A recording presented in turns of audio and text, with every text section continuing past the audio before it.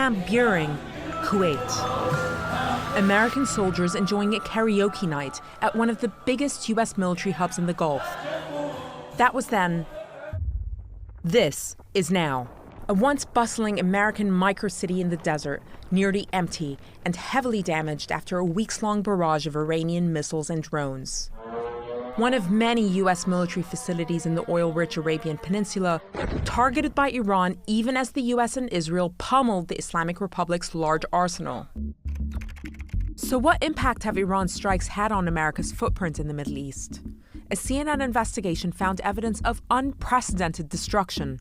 We can reveal that strikes damaged at least 16 US installations across 8 countries.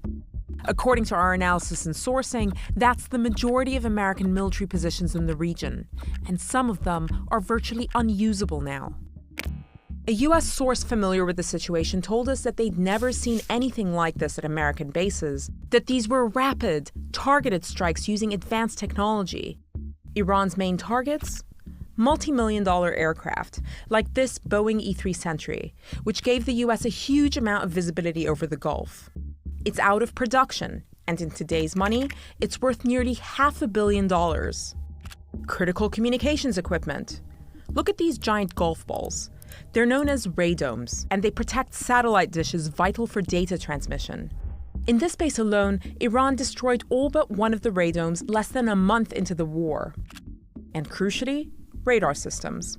Highly sophisticated, expensive, difficult to replace, and critical to air defense. A second US source, this one a congressional aide familiar with damage assessments, described these as the most cost-effective of the targets. Our radar systems, they said, are our most expensive and our most limited resource in the region. For US allies in the region, there's a dilemma. In some ways, Iran's show of force makes the US's presence in the region even more necessary to Gulf security. But there's a new reality here, which is that US military installations, previously seen as formidable fortresses, have turned into sitting targets. As a Saudi source told me, the war has shown Saudi Arabia, that's the US's longest-standing Arab ally, that the alliance with the US cannot be exclusive, and it is not, in their words, impregnable.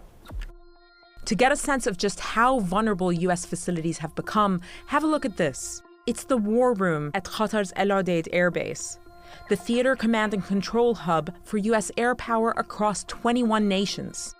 Struck not just once, but twice. And according to a US source, causing significant damage. The base had been largely evacuated at this point and no casualties were reported. Iran's visibility over its targets has never been clearer. In 2024, according to the Financial Times, Tehran secretly acquired a Chinese satellite, known as the TEE-01B, a massive upgrade from its own satellites. That means that Tehran went from looking at images of this quality to this. This is the first time America has fought an adversary with satellites that capture high-res imagery almost as detailed as its own. As the scale of the damage comes into focus, many will wonder whether America's presence, once a protective shield in the Middle East, has turned into its Achilles heel. آنچه در مورد ما میگویند